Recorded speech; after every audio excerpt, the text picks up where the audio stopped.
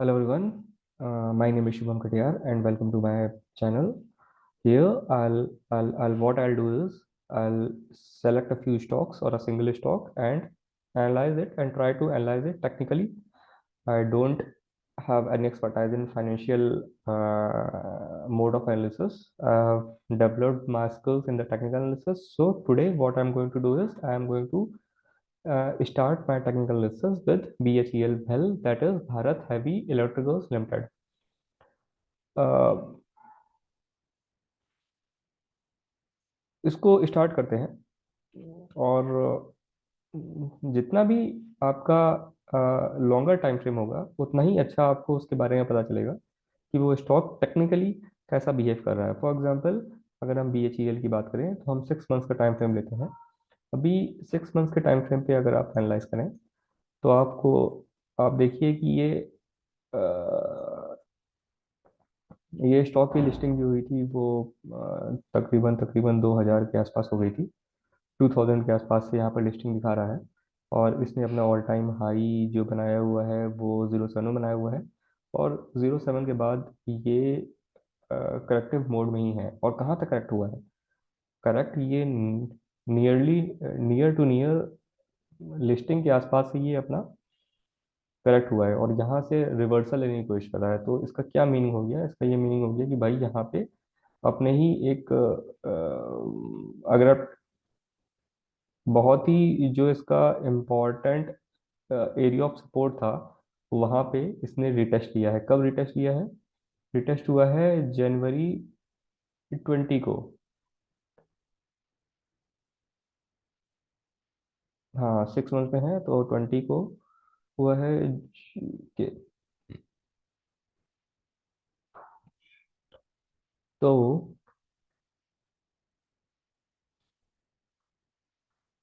अपना हम सपोर्ट, जो हमारा सपोर्ट है उसको हम मार्क कर लेते हैं। यहाँ से इसने रिवर्सल लिया है और आपको ये वाली कैंडल देखनी है। मैं अपना ड्राइंग टूल ले लेता हूँ और ड्राइंग टूल हो गया। ठीक है, आपको ये वाली कैंडल देखनी है जो मैंने मार्क की हुई है। यहाँ पे एक बड़ी सी ग्रीन कैंडल दिख रही है, ऊपर एक विक दिख रही है। इसका मतलब क्या हुआ कि बहुत सारे बायर्स आए, कैंडल को ऊपर ही क्लोज होना था लेकिन फिर कुछ सेलर्स आ गए, उन्होंने मार्केट को नीचे थोड़ा सा रिट्रेस कर दिया। वॉल्यूम देखिए, बहुत ही बढ़िया वॉल्यूम है। ठीक है, अब इस कैंडल स्टिक के पैटर्न्स को देख करके आपको क्या लग रहा है कि मतलब बेसिकली ये इंगल्फ हुआ है। इसने दो कैंडल्स को इंगल्फ किया है, एक इस कैंडल को और एक इस कैंडल को इसने इंगल्फ करके एक बड़ी सी क्लोजिंग दी है विद गुड वॉल्यूम। तो बेसिकली जो बाइंग यहाँ पे बन रही थी वो हमारी बाइंग इस कैंडल पे आके बन गई थी। मतलब हमने यहाँ पे ऑल टाइम हाई अपना एक मार्क कर लिया और उसके ऊपर से हमने अपना लिमिट ऑर्डर लगाया हुआ था और रिसेंटली लिमिट ऑर्डर फिल हुआ है। माउस, ठीक है, इसको ऑटो पे कर देते हैं और ये 6 मंथ्स के टाइम फ्रेम पे है, इसको हम मंथली टाइम फ्रेम पे आते हैं। ठीक है, हमारा लिमिट ऑर्डर इस कैंडल पे फुलफिल हुआ था जो कि अपना 1 नवंबर, मतलब ये 1 दिसंबर का है। मतलब ये मान के चलिए मंथ एंड में 30 या 29 या 30 नवंबर को ऑर्डर फिल हुआ है। अब रिसेंटली अब इसको चेक करते हैं कि हमारा इसका नेक्स्ट नियर बाय सपोर्ट और रेजिस्टेंस कहाँ बन रहा है। इसका जो नेक्स्ट सपोर्ट बन रहा है, सॉरी रेजिस्टेंस बन रहा है, वो एक तो अपना ये लेवल हो गया, 122.50 का लेवल है। और इस लेवल पे आकर के इसको पॉज लेना है और उसके बाद अगर इस लेवल को इसने ब्रेकआउट दे दिया, यहाँ पे इसने ब्रेकआउट दे दिया, तो नेक्स्ट जो इसका लेवल आएगा वो 200 का लेवल आ रहा है approximately as per technical analysis. ठीक है, ये ऐसा क्यों आ रहा है? अब इसके बारे में थोड़ा सा इसको भी समझ लेते हैं। सब ड्राइंग टूल्स अपने हम हटा देते हैं, सब ड्राइंग टूल्स अपने हम हटा दे रहे हैं और ये बेसिकली यहाँ पे अगर हम एलॉयड्स की बात करें, अगर हम एलॉयड वेव की बात करें तो हम इसको थोड़ा सा इसको लॉग स्केल पे आते हैं। लॉग स्केल पे आने के बाद यहाँ पे अपना हम पैटर्न देख लेते हैं। ये वेव वन हो गया, ये वेव टू, यहाँ पर वेव वन कंप्लीट हो गया है, यहाँ तक वेव टू का रिप्लेसमेंट है। और कुछ ऐसा लग रहा है, एक दो तीन चार पाँच, यहाँ पे वेव थ्री कंप्लीट हुआ है, ए बी एंड सी, और A B C, this is B and this is C. Okay, ये वेव फोर हो गया, और यहाँ पे वेव फाइव हो गया, जो कि ट्रंकेटेड है।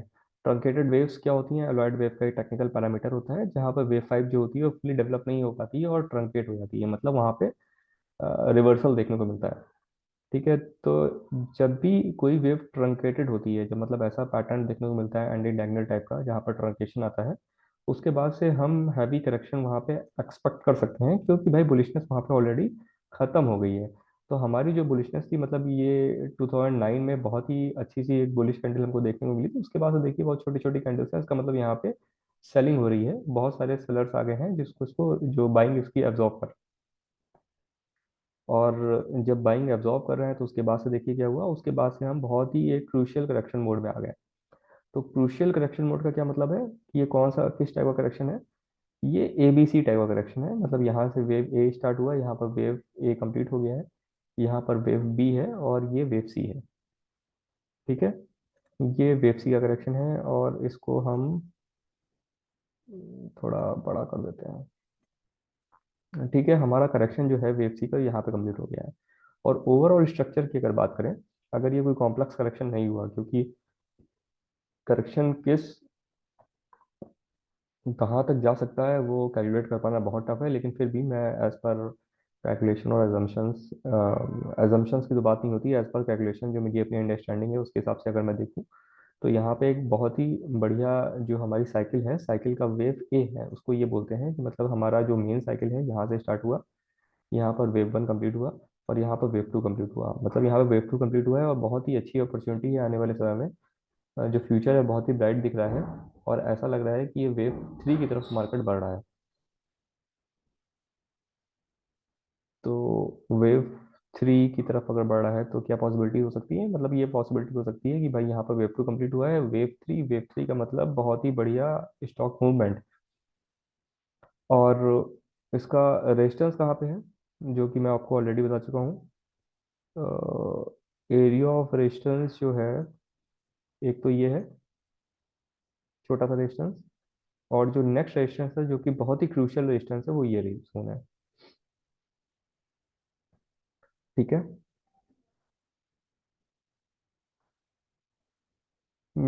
ठीक है, ये बहुत ही क्रूशियल रेजिस्टेंस जोन है।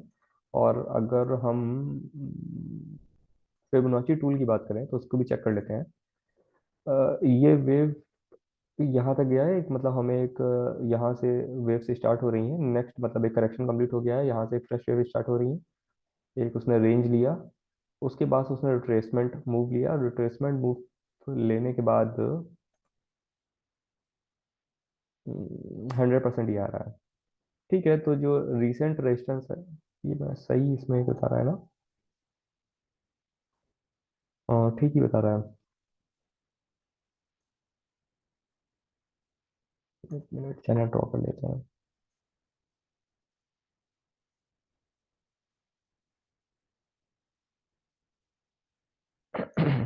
देखिए, चैनल ड्रॉ कर लेते हैं। ठीक है, तो इस चैनल की बाउंड्री को टच करना चाहिए, मतलब ये जो यहाँ पे ये जो मूवमेंट है, ये जो कैंडल है, इसको इस चैनल की बाउंड्री पे टच करना चाहिए, उसके बाद रिवर्सल देना चाहिए। और रिवर्सल कहाँ तक आएगा वो एक सेकेंडरी इशू है, फिलहाल इसको रेजिस्टेंस कहाँ पे फेस करना है, इसको हाँ, रेजिस्टेंस जो फेस करना है वो चैनल की बाउंड्री पे फेस करना है। और ये चैनल की बाउंड्री कहाँ पे एग्जैक्टली आ रही है, वो जब भी आप बहुत सारे स्टॉक्स को एनालाइज करेंगे तो आपको थोड़ा सा आइडिया लगेगा कि जो मेरे हिसाब से चैनल की बाउंड्री आएगी वो यही ये वाला रीजन होगा, जहाँ पे बाउंड्री एक हमें मतलब जहाँ पे इसको एक बढ़िया सा रेजिस्टेंस फेस करने को मिलेगा, जो लेवल है वो 120 का लेवल है। ठीक है, तो भाई मंथली टाइम फ्रेम के हिसाब से हम बुलिश हैं इसमें, और हम वीकली टाइम फ्रेम पे आते हैं, और वीकली टाइम फ्रेम पे देखते हैं इसने कैसा बिहेव किया हुआ है। वॉल्यूम देखिए, वॉल्यूम यहाँ पे बहुत बढ़िया से दिख रही है, बहुत ही ग्रीन वॉल्यूम्स है। और ये एक हमारा सपोर्ट एंड रेजिस्टेंस का लेवल था, ये एक हमारा सपोर्ट एंड रेजिस्टेंस का लेवल था। ठीक है, ये समझ लिए या ये समझ लीजिए, ये हमारा सपोर्ट रेजिस्टेंस का लेवल था। यहाँ पे बहुत ही क्लियर हमें ब्रेकआउट मिला है 21 नवंबर 22 को, जो वीकली कैंडल स्टार्ट हुई थी। यह बहुत बढ़िया सा ब्रेकआउट मिला है, और जो वीकली कैंडल क्लोज हुई है, मतलब वीकली कैंडल जो हमारी स्टार्ट हुई 27 को जो क्लोज हुई, जो हमें एक वीक ने क्लोजिंग दी है तो 28 से, तो ये देखिए उसके ऊपर एक बढ़िया सा हमें ग्रीन कैंडल देखने को मिली है, जो कि नीचे वॉल्यूम भी उसको सपोर्ट कर रहा है, मतलब बढ़िया वॉल्यूम है, बढ़िया कैंडल है। और वीक हमारा क्लोज हो गया है, और हम अभी सैटरडे को बैठे हुए हैं, सैटरडे बैठे हुए हैं 4, मतलब 5 तारीख को हमारा मंडे है। तो भाई हम BHEL में हैं, और टारगेट्स क्या क्या एज्यूम कर रहे हैं वो मैंने यहाँ पे आपको बता दिया है। तो अब हमारा एक नया स्टॉक आएगा, जो कि मैंने नोट डाउन किया हुआ है, अल्ट्राटेक सीमेंट का। अब अल्ट्राटेक सीमेंट पे आते हैं। ठीक है, ULTRATECH, अल्ट्राटेक सीमेंट। ये मैंने मार्क भी किया हुआ है, रेड लिस्ट में भी मार्क किया हुआ है। और इसमें ऐसा क्या लग रहा है? ओके, 6 मंथ टाइम फ्रेम पे आते हैं। बहुत ही बढ़िया, बहुत ही बुलिश स्टॉक है। कोरोना का भी इसको फर्क नहीं पड़ा। कोरोना का भी इसमें फर्क नहीं पड़ा, एक बढ़िया से डोज ही बनाई, उसके बाद से इसे रिवर्सल दे दिया। देखिए, मैं आपको बताता हूँ, जो हमेशा ही हायर टाइम फ्रेम पे रहिए। हायर टाइम फ्रेम में जितना भी सीखना उतना सीखिए।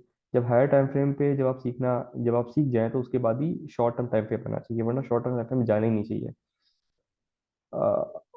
हम लोग जो हैं वो सीख रहे हैं शेयर मार्केट को। We are not the expert, we are in the learning phase. और जब भी आप लर्निंग फेज में होते हैं, तो आपको थोड़ा सा स्लो चलना चाहिए, आपको फास्ट नहीं चलना चाहिए। अगर आप फास्ट चलने की कोशिश करेंगे, जैसे फॉर एग्जांपल अगर आप व्हीकल कोई आप चलाना सीख रहे हैं, आप कार चलाना सीख रहे हैं, तो हमेशा आप स्लोली उसको चलाना सीखते हैं। जब आप उसको स्लो चलाना सीखते हैं, स्लोली स्लोली उस पर एक्सपर्टाइज, जब आप उस पे उस पर्टिकुलर एलिमेंट पे जब आप उसको एक्सपर्टाइज आपको मिल जाता है, उसके बाद ही आप उसको स्पीड अप करते हैं। उसके पहले आप स्पीड अप नहीं करते हैं। उसके पहले अगर आप स्पीड अप करने की कोशिश करेंगे, तो ये मान के चलिए कि आपका एक्सीडेंट होना निश्चित है। तो शेयर मार्केट में भी यही रूल अप्लाई होता है, आपको स्लो चलना है। जब आपको स्लो चलते चलते जब आपको उसमें परफेक्शन आ जाना चाहिए, तो उसके बाद ही आपको फिर डेली टाइम फ्रेम पे 4 आवर, फिर 1 आवर, फिर 15 मिनट, तब उसके बाद ही इंटरडे पे जाना चाहिए, भले उसमें कितना भी समय लग जाए। अब अल्ट्राटेक की अगर कहानी कहानी की बात करेंगे, तो ये देखिए, एक इसने ऑल टाइम हाई बनाया था। ऑल टाइम हाई बनाने के बाद एक उसने ऑल टाइम हाई बनाया, उसके बाद इसने रिट्रेसमेंट दिया। रिट्रेसमेंट कितना दिया, मतलब जो लिस्टिंग हुई थी उसके बराबर इसने रिट्रेसमेंट दे दिया, मतलब इसने टेस्टिंग कर दी अपने लिस्टिंग लेवल को, जो कि 247 का लेवल था। टेस्टिंग करने के बाद एक बढ़िया सा एक रेड कैंडल बनाया, जो कि अजीबोगरीब कैंडल है। एक नीचे से बड़ी सी विक है और एक कैंडल भी है, इसका मतलब यहाँ पर सेलर्स भी हैं और बायर्स भी हैं। बायर्स कैसे हैं? जितनी बड़ी विक है, फॉर एग्जांपल रेड कैंडल है, रेड कैंडल नीचे तक आई, उसके बाद बहुत सारे बायर्स आ गए इसमें, जिसने इसको रिट्रेस कर दिया। इसका मतलब इसमें बियर्स भी हैं और बुल्स भी हैं। उसके बाद ये बड़ा सा ग्रीन कैंडल बना, इसको कम्प्लीटली इंगल्फ कर लिया यहाँ पे। तो यहाँ पर इंगल्फिंग कैंडल बना है। इंगल्फिंग कैंडल अपने एक इंपॉर्टेंट सपोर्ट और रेजिस्टेंस एरिया के पास में है, जहां से इसने रिटेस्टिंग दी है, उसके बाद इसने इंगल्फिंग बनाया। इसका मतलब भाई यहाँ पे इसकी बाइंग आ गई है। उसके बाद देखिए कितना ब्यूटीफुली ये चार्ट स्टॉक जो है ऊपर मूव किया है, और जैसे ही नियर बाय रेजिस्टेंस पे जब आया है, तो इसने क्या किया है, इसने अपनी कैपेबिलिटीज को इंक्रीज किया है। कैपेबिलिटीज को इंक्रीज करने का मतलब ये है कि इसने इतना इसने अपने इतने, ये एक्यूमुलेशन फेज है इसका, एक एक साल 2 साल, 2 साल इसने ट्रेड किया हुआ है सर्टन रेंज में। ये अपने आप को इसने एक्यूमुलेट किया है, और जैसे इसने ब्रेकआउट दिया, उसके बाद में रुकने का नाम नहीं लिया। ब्रेकआउट इसने कहाँ पर दिया भाई? जनवरी 2012 में इसने ब्रेकआउट दिया, और उसके बाद से ये एक रिटेस्टिंग हुई। रिटेस्टिंग के बाद फिर से अगेन हमें ग्रीन कैंडल मिली बड़ी सी, उसके बाद ये कॉन्टिन्यूअस अपट्रेंड में है। कॉन्टिन्यूअस अपट्रेंड में है, और हमको जो लग रहा है कि हमें जो पहला कैंडल मिला है, ये देखिए, ये पहला हमें रेड कैंडल मिला है, जो कि एक बढ़िया वॉल्यूम में है, और एक बढ़िया, मतलब एक कैंडल कैंडल की बॉडी भी है जो बढ़िया है, और वॉल्यूम भी बढ़िया है। तो इसका मतलब फ्यूचर में, अभी नहीं, आने वाले फ्यूचर में हमें इसमें थोड़ा सा करेक्शन देखने को मिलेगा, लेकिन अभी ऐसा नहीं लग रहा है कि इसमें करेक्शन देखने को मिलेगा।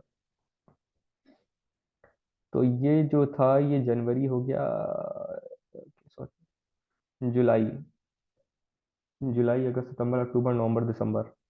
तो हम अपने दिसंबर मंथ में हैं, और 6 मंथ के टाइम फ्रेम पे हैं। तो अगर यहाँ पे हमको एक बड़ा सा ग्रीन कैंडल देखने को मिलता है, मतलब इस रेड कैंडल के 50% ऊपर क्लोजिंग कर दे देता है, 60% के ऊपर क्लोजिंग दे देता है, क्योंकि अगर इसमें सेलिंग नहीं आती है तो कह नहीं सकते, क्योंकि मंथ अभी स्टार्ट हुआ है। तो इसके ऊपर क्लोजिंग नहीं आती है, मतलब 50%, इसका जो 50% का जो लेवल है, इसके ऊपर ही क्लोजिंग रहती है, इसके नीचे क्लोजिंग रहती है, इसका मतलब इसमें बायर्स इंटर कर चुके हैं।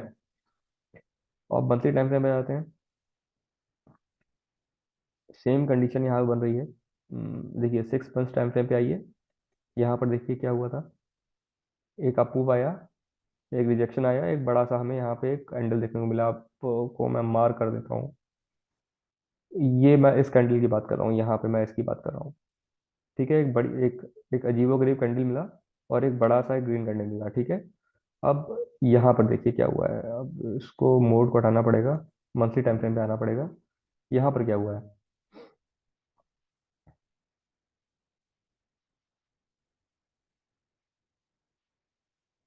एक रेड कैंडल है और एक ग्रीन कैंडल है, ये दोनों कैंडल देखिए, इसने इसको इंगल्फ कर दिया है। उसके बाद से एक रिटेस्टिंग हुई है, रिटेस्टिंग के बाद हम अप ट्रेंड में हैं, और अभी मंथ स्टार्ट हुआ है, और ये छोटा सा ग्रीन कलर का कैंडल आपको देखने को मिल रहा है, एक वीक का कैंडल है ये।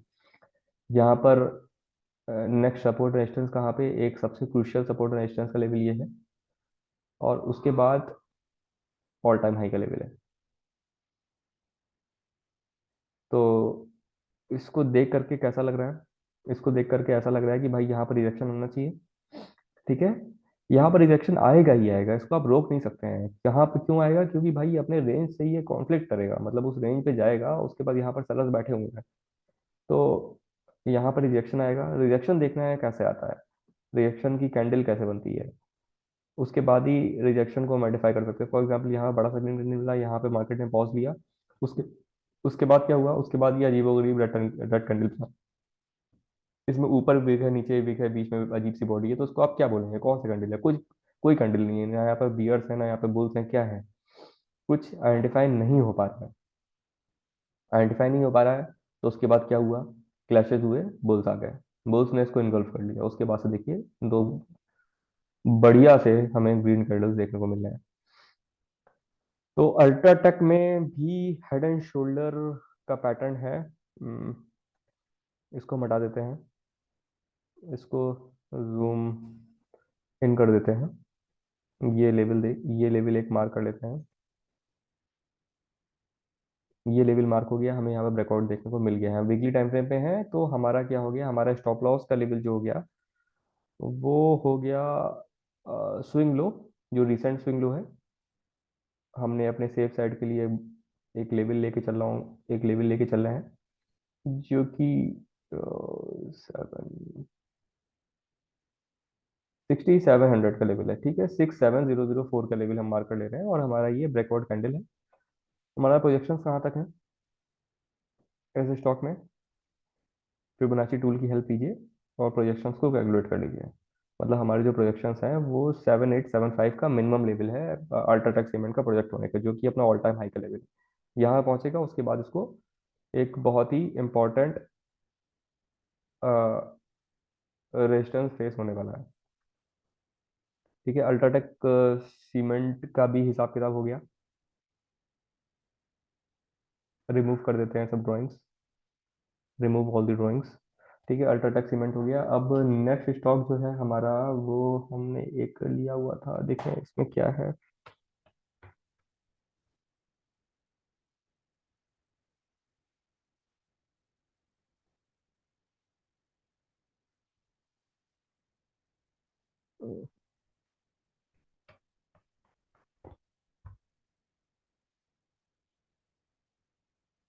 MTAR टेक्नोलॉजीज लिमिटेड, ठीक है। ये एक मेरी देखिए पहले टाइम फ्रेम डेली मैंने लिस्ट किया था, buy on 200 days moving average breakout, ठीक है। तो ये लिखा रहने देते हैं, हम यहाँ पे आते हैं और अपना मूविंग एवरेज को ओपन कर लेते हैं।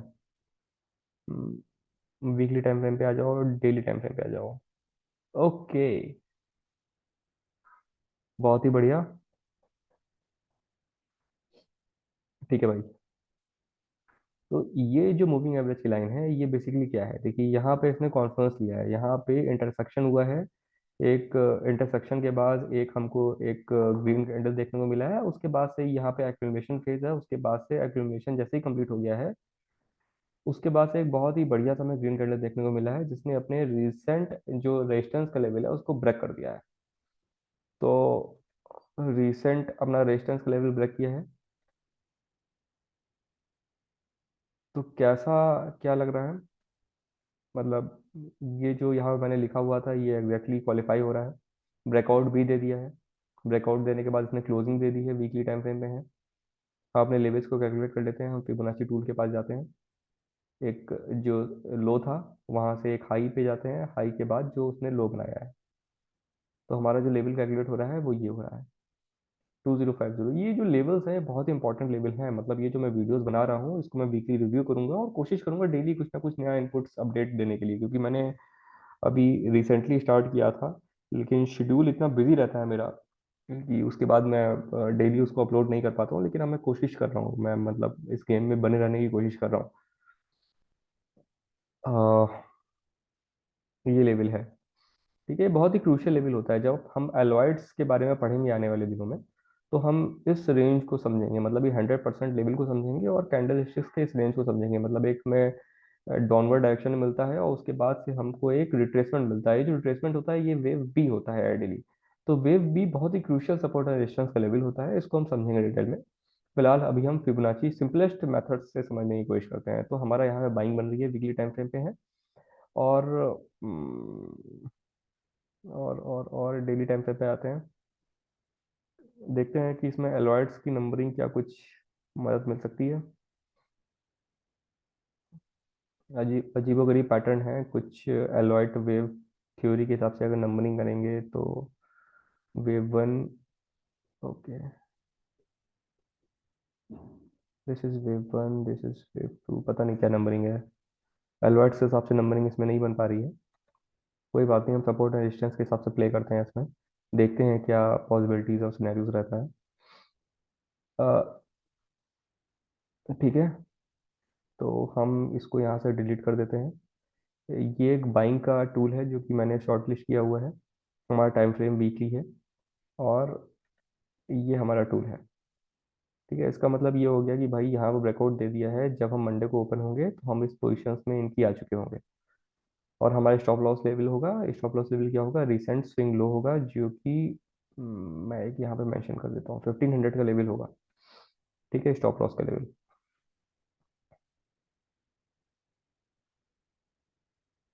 मंथली टाइम फ्रेम पे हम इसको ट्रैक करेंगे। यहाँ पर कोई भी सपोर्ट रेजिस्टेंस लेवल नहीं बन रहा है। मतलब जो एम टी आर टेक्नोलॉजीज है ये 2580 तक जाने की कैपेबिलिटी रखता है, विश्वास मानिए। ये कैंडलस्टिक पैटर्न को बहुत अच्छे से जानते होंगे, जो टॉप्स और बॉटम में बनता है। इसका मतलब यहाँ पे एक बियर्स आए, बियर्स का रिजेक्शन हुआ है, बुल्स आए, बुल्स ने इस कैंडल को पूरा एंगल्फ कर दिया, मतलब 3 कैंडल्स को एंगल्फ कर दिया। भाई यहाँ पे बहुत ही बुलिशनेस है, इस स्टॉक में तो बहुत ज़्यादा बुलिशनेस है। ठीक है तो ये हमारा M T A R technologies हो गया। उसके बाद जो हमारा स्टॉक है वो है इंडियन टेरेन का।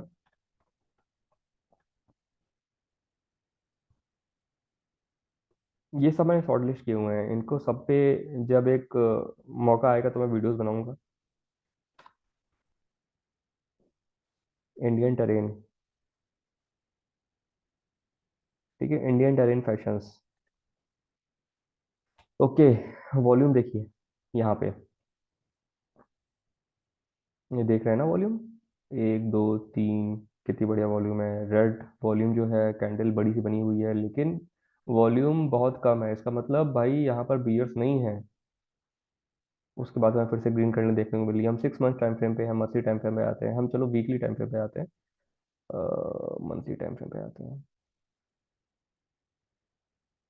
ठीक है, मंथली टाइम फ्रेम पे ये 50 डेज का मूविंग एवरेज है, जो कि इस कैंडल ने इसको ब्रेकआउट दिया है।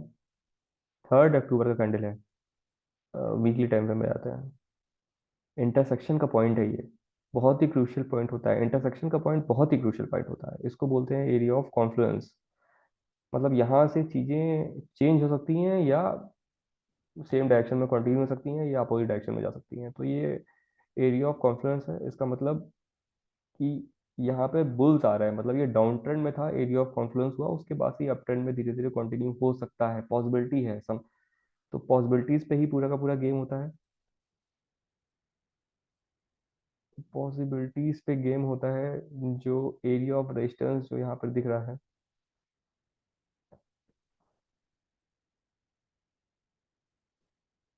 तो 130 का लेवल है। 130 का लेवल है। 150 का लेवल है। जहाँ पे एक क्लियर रेजिस्टेंस देखने को मिल रहा है। और ब्रेकआउट दे दिया है, लेकिन ये ब्रेकआउट सस्टेनेबल ब्रेकआउट नहीं है, क्योंकि यहाँ पे ब्रेकआउट तो दिया है, यहाँ पे ब्रेकआउट दिया था, उसके बाद से हम कंसोलिडेशन फेज में चल रहे हैं, तो हमको देखना ये होगा कि ये कंसोलिडेशन फेज कैसे वर्क करता है इसका। अगर इसने यहाँ पे एक बढ़िया सा ग्रीन कैंडल दे दिया तो बहुत अच्छी बात है, हम एक यहाँ पे आपको बता दे रहे हैं। ड्रॉ। ठीक है। ये कैंडल जो है ये बहुत ही इंपॉर्टेंट कैंडल है।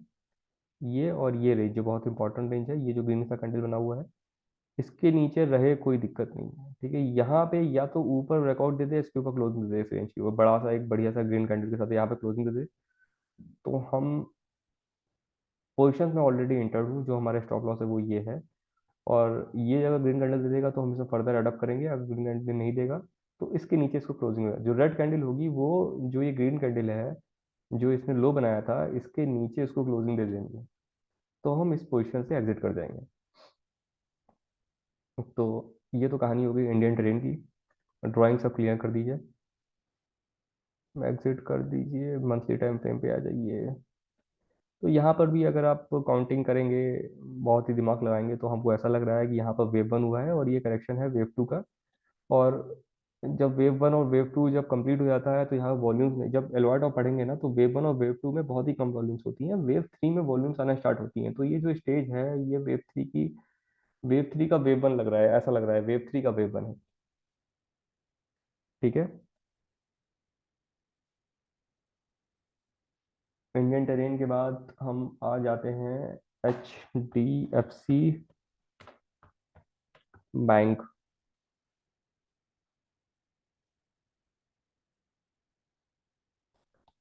ओके। सो HDFC बैंक में आते हैं। ये बहुत ही बहुत ही खतरनाक साइन है, रेड कलर का, और मंथली टाइम फ्रेम पे है। इसका मतलब खतरे की घंटी है आगे चल के, नियर नियर फ्यूचर में। तो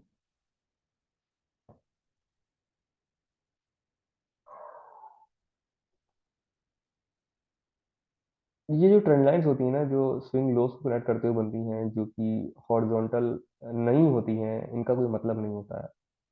ये बहुत ही आसानी से ब्रेक हो जाती है। ठीक है, तो इनका कोई मतलब नहीं है कि मैंने ऐसे ड्रॉ किया हुआ है, इसका भी कोई मतलब नहीं है। इसको भी मैंने ऐसे ड्रॉ किया हुआ है, इसको हटा दीजिए। वीकली टाइम फ्रेम पे रहते हैं। वीकली टाइम फ्रेम पे जो हमारा एक लेवल था रेजिस्टेंस का, इसको तोड़ के इसने ऊपर क्लोजिंग दी है, और उसके बाद से ये एक दो तीन तीसरा हफ्ता चल रहा है HDFC बैंक का, जो कि यहाँ ये नहीं पता चल पा रहा है कि भाई यहाँ पर सेलर्स हैं या बायर्स हैं। तो चूंकि मूवमेंट नहीं है और बहुत बड़े बड़े ग्रीन कैंडल्स हैं, इसका मतलब जो होता है, जो क्या हो रहा है, इसका मतलब भाई यहाँ पर बायर्स भी इक्वल क्वांटिटीज में हैं और सेलर्स भी इक्वल क्वांटिटीज में हैं। तो इस रेंज का ब्रेकआउट होना जरूरी है। जब भी इस रेंज का ब्रेकआउट होगा तो हमको एक, जो भी वीकली कैंडल मिलेगी, फिलहाल हम इसमें बुलिश हैं HDFC बैंक में, जो वीकली कैंडल मिलेगी जो उसका रेजिस्टेंस होगा वो ये लेवल होगा, जो कि ऑल टाइम हाई का लेवल है, 1722 का लेवल होगा। और अगर, जैसा कि मैंने आपको बताया हुआ था, ये क्रूशियल रेंज है, जो कि 1493 का रेंज है। या तो इसके नीचे क्लोजिंग दे देना देना चाहिए इसको, या तो इसके ऊपर क्लोजिंग दे देना है। HDFC bank monthly time frame, 6 month time frame, क्या स्टॉक है, बेहतरीन स्टॉक है एकदम। मतलब देखिए, 2000 से चल रहा है और 1600 पे पहुंच गया है। बहुत ही बेहतरीन। रेड कैंडल का कोई मतलब ही नहीं है, मतलब यहाँ पे एक इनगल्फिंग रेड कैंडल बनाई थी, बियर्स आए थे और यहाँ पे पॉज ले लिया। ये वही फेज है, 2008 का फेज है, रिसेशन का फेज है। तो इस पे कोई रिसेशन फर्क ही नहीं पड़ा। ये देखिए कंसोलिडेशन रेंज है, एक दो तीन चार पाँच, 2.5 साल तक कंसोलिडेशन में रहा है।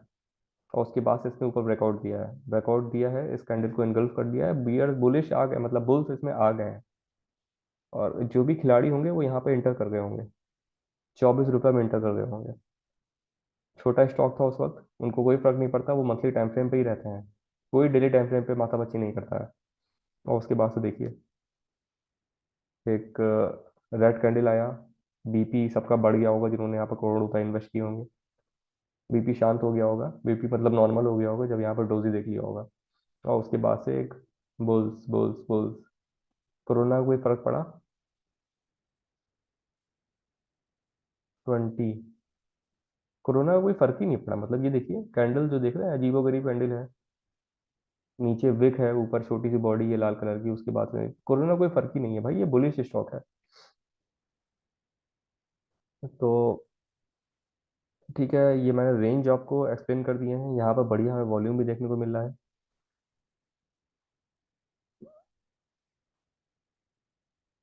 अलॉट्स के हिसाब से मैंने इसमें नंबरिंग भी कुछ की हुई है। ये वेव वन है, ये रिट्रेसमेंट हुआ है वेव टू के लिए, मतलब यहाँ पर वेव वन और वेव टू कंप्लीट हो गया है, वेव थ्री हमेशा एक्सटेंडेड होता है। तो one, two, three, four and five, यहाँ पर वेव थ्री कंप्लीट हो गया है, उसके बाद हम करेक्शन मोड में है। ए बी एंड सी का करेक्शन है, वेव फोर यहाँ पे आके खत्म हो गया है कहीं। और हम अभी, ऐसा लग रहा है, एक दो तीन चार पाँच, यहाँ पर वेव फाइव का वेव वन कंप्लीट हुआ है। One, two, three, four, five, सब माइक्रो आ जाइए, इसको थोड़ा बड़ा कर दीजिए। ठीक है, ये wave one, wave two, wave three, wave four and wave five, और ए बी सी का करेक्शन है। मतलब यहाँ पे वेव वन कंप्लीट हो गया, वेव फाइव का वेव वन कंप्लीट हो गया है, और अभी हम एक्सटेंडेड मोड में है, मतलब हम वेव थ्री में है। तो वेव थ्री बनेगा, वेव थ्री जब कंप्लीट हो जाएगा उसके बाद वेव फोर बनेगा, वेव फोर जब कंप्लीट हो जाएगा तो वेव फाइव बनेगा, उसके बाद हम देखेंगे आगे एचडीएफसी बैंक में क्या पॉसिबिलिटीज और सिनेरियोज बन रहे हैं। ये जो समराइजेशन है इसको मैं ट्विटर पे पोस्ट करूंगा और ट्रेडिंग पे भी पोस्ट करूंगा। कोई डाउट्स अगर हैं तो प्लीज़ पूछिएगा, मैं उसको क्लेरिफाई करने की पूरी कोशिश करूंगा। चलिए आज के लिए इतना ही। जब एक वीक जब खत्म हो जाएगा ना, मतलब जब नेक्स्ट वीक में पहुंचेंगे हम लोग, जब हम पहुंचेंगे वही फ्राइडे 9th को है, 9th को फिर मैं एक वीकली एनालिसिस करूंगा, क्योंकि मैंने सेकंड से स्टार्ट किया हुआ है। तो कुछ ना कुछ स्टॉक्स में लेके आता रहूंगा, 9th को वीकली एनालिसिस करूंगा, जो second, third, fourth, fifth, six, seven, eighth और 9th तक जो स्टॉक पे जो मैं आपको यहाँ बताऊंगा, उसके बाद से 9th को एक वीकली समराइजेशन होगा उसका, जो कि एक बढ़िया समराइजेशन हो सकता है। चलिए देखते हैं, ट्राई करते हैं अच्छे से अच्छा करने के लिए, बाकी ऊपर वाले की इच्छा। जय Shri Ram, thank you watching, thank you for watching.